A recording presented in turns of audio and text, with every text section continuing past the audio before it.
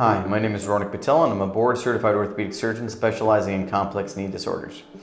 In this video, I'm going to talk to you about articular cartilage, or cartilage found at the end of the knee joint. So articular cartilage is the shiny white cartilage found at the end of the bone. And this type of cartilage is different from the meniscus cartilage. Both are important, however. Articular cartilage provides a smooth gliding surface for the joint to articulate. Injuries to the cartilage can be very traumatic to the knee, or can be asymptomatic in many people.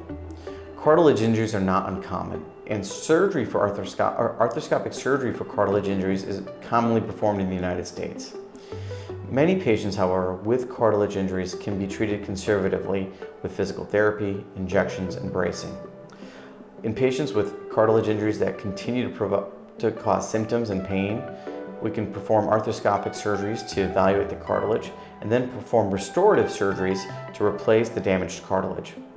If you have a cartilage injury and would like to receive more information, please consult with us and we can go over your injury in detail and talk to you about what options you have. Thank you.